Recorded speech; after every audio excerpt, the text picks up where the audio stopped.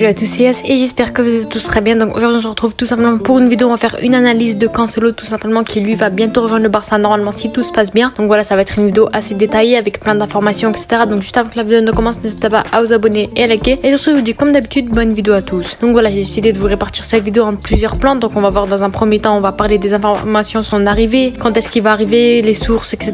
Ensuite on va voir un petit peu son profil, quel type de joueur il est. On va voir ensuite la composition du joueur dans le Barça, qu'est-ce qu'il pourrait apporter dans l'équipe du Barça. Et enfin je vais vous donner mon avis personnel sur ce joueur tout simplement. Donc on va commencer premièrement avec les informations sur Cancelo au Barça. Donc voilà, c'est des informations très fiables hein. C'est Fabrizio Romano qui l'a dit. Donc voilà, les négociations elles sont en cours actuellement encore une fois. Pour le moment c'est plus qu'une question de détail hein, parce que Manchester City, le Barça et Cancelo se sont déjà mis d'accord sur l'offre. Voilà, alors je vous parle actuellement, il n'est pas encore officiel, mais d'après Romano ça devrait pas tarder à arriver, plus qu'une question d'heure apparemment. Donc voilà, il n'est pas encore officiel, mais d'après Romano ça devrait pas tarder à arriver. Normalement il devrait être officialisé par le Barça d'ici la fin du mercato. Donc cette semaine normalement l'accord il serait sur un prêt avec option d'achat non obligatoire de 30 millions d'euros, mais qui pourrait devenir obligatoire si le joueur joue plus de 70% des matchs avec le Barça cette saison, ou bien si le Barça atteint au moins les huitièmes de finale de Ligue des Champions. Donc voilà, j'en ai fini avec les informations. C'est des informations très fiables, c'est pour ça que j'ai décidé de faire cette vidéo dès maintenant, parce qu'il va arriver le joueur. Et maintenant je vais vous présenter son profil tout simplement, la partie la plus intéressante, quel joueur il est et qu'est-ce qu'il pourrait apporter au Barça tout simplement.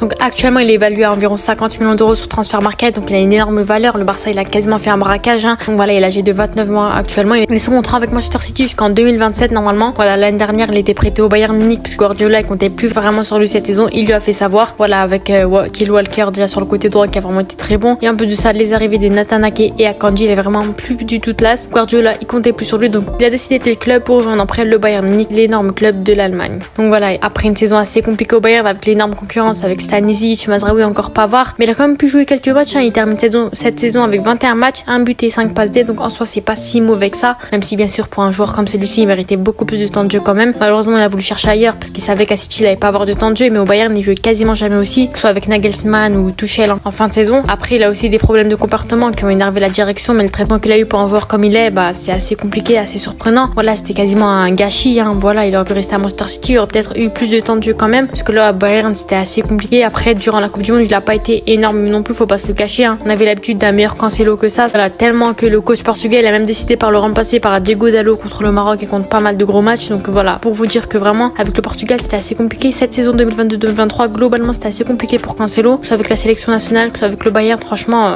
assez décevant quand même, et je pense que le Barça fait bien de le recruter. Il est dans une situation actuelle assez compliquée, que ce soit avec sa saison avec le Bayern, avec le Portugal, avec Manchester City qui compte pas du tout sur lui les saisons à venir. Je pense que le Barça fait très bien de le recruter. Et maintenant on va voir un petit peu ses qualités et qu'est-ce qu'il pourrait apporter dans le jeu du Barça. Donc voilà, j'ai quelques stats de F. Bref, tout simplement on voit que offensivement il est beaucoup mieux que défensivement. On voit que ce soit les buts, que ce soit les buts sans penalty, les passes décisives, les actions qui mènent au tir, franchement on voit qu'il est très présent offensivement, très bon. Toutes les lignes elles sont vertes, remplies. Franchement offensivement il n'y a rien à dire du tout. Pareil pour les passes, pour les dribbles, franchement c'est un joueur très technique, très qualitatif. Il est vraiment très bon, il offre pas mal de choses, que ce soit offensivement. Voilà, il fait des centres, il ose, c'est lui qui lance ses actions en général hein. On voit que les touches, il touche pas mal de ballons, les passes progressives reçues, les centres, les passes réussies. Franchement il est très bon de ce côté là. Et vous voyez que défensivement c'est pas si bon que ça sur les balles contrées, les dégagements, même si les tacles, les interceptions, encore les duels aériens, on voit qu'il est vraiment très bon les duels aériens. Mais sur le reste c'est assez compliqué, c'est déjà moins bon que offensivement, même s'il est pas dégueulasse non plus hein. Mais voilà, on voit que offensivement c'est vraiment exceptionnel, vraiment l'un des, je trouve que franchement ça peut être le meilleur latéral au monde niveau offensivement, et défensivement c'est assez compliqué aussi. Il y a un petit peu un déséquilibre quand même. Il est tellement bon que offensivement parfois il peut même faire des appels en tant qu'ailier hein. On voit que vraiment offensivement il est vraiment complet, très bon. Et là que ce soit avec le Bayern, Manchester City, avec Haaland, voilà, offensivement il roulait vraiment pas. Il montait, il osait monter, limite prendre la place de Grealish, peu importe, de Sané. Franchement vraiment très bon sur ce côté là. C'est un joueur très rapide avec une très bonne vision de jeu. On voit sur les data analyses qu'il est présent partout sur le terrain. Bon, plus sur son côté droit ou gauche, peu importe, mais on voit que niveau central, offensivement, dans la surface de réparation, il est assez présent quand même. Il se déplace de partout sur le terrain quasiment. Donc voilà, il tire beaucoup, il tente des choses. C'est pour ça qu'il a autant de buts et de passes D. Il a confiance en lui.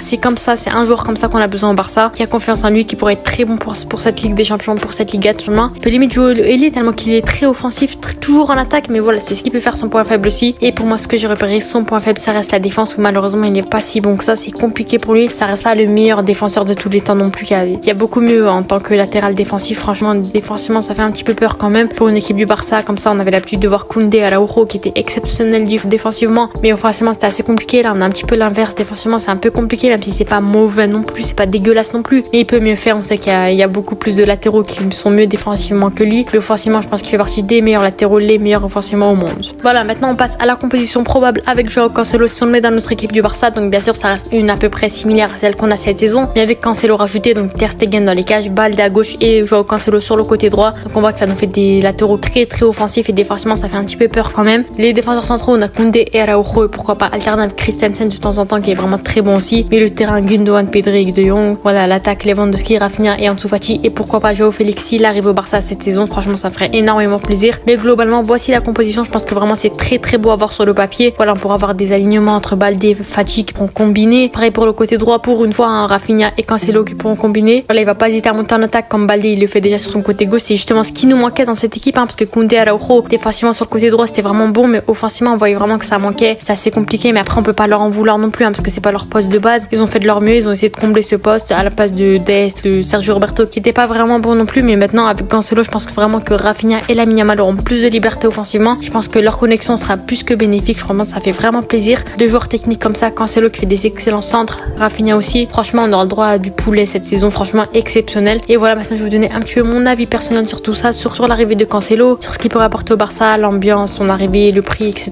Donc voilà, je pense vraiment que ça reste une très bonne idée. Ça pourrait vraiment dynamiser notre attaque. On verra sur les deux côtés une connexion Balde Fati et Rafinha Cancelo, comme je vous l'ai dit juste avant. Je pense vraiment qu'il reste la meilleure recrue pour le Barça à ce poste-là. En plus de ça, le Barça il fait un braquage en proposant une option d'achat de 30 millions d'euros, alors que eux, le Bayern, malheureusement, ils ont, contrairement à leur habitude, ils n'ont pas forcément réussi à vraiment négocier. Ils en avaient une pour 70 millions d'euros sur le joueur, trop cher pour le club. Ils ont décidé de pas la lever. En plus de ça, il connaît la Liga à l'époque, il joue avec Valence, donc c'est vraiment parfait. Il a vraiment les qualités, l'expérience, et pour moi, ça reste vraiment un joueur exceptionnel sur ce côté-là. Après, bon, j'ai parlé des points positifs, etc. Mais ce qui me tracasse le plus, c'est le fait qu'il soit pas vraiment défensif. Hein. J'aimerais bien voir comment il va s'adapter face à des Vinicius ou des grosses équipes en Ligue des Champions, comme on va le voir vu qu'on va jouer avec des champions, qui sera vraiment en difficulté. Malheureusement, il y aura toujours Araujo pour se tenir derrière, hein, mais il peut pas tout faire non plus. Il nous faut un latéral droit qui sait vraiment défendre aussi, mais bon, je pense qu'il progressera encore dans ce domaine. En soi, ça reste une excellente recrue pour le Barça, notamment si cette saison on veut aller dans la Ligue des Champions. Je pense que vraiment Cancelo, ça reste la meilleure idée du Barça. Sur ce, n'hésitez pas à me donner vos avis en commentaire sur ce joueur et à vous abonner. Ciao.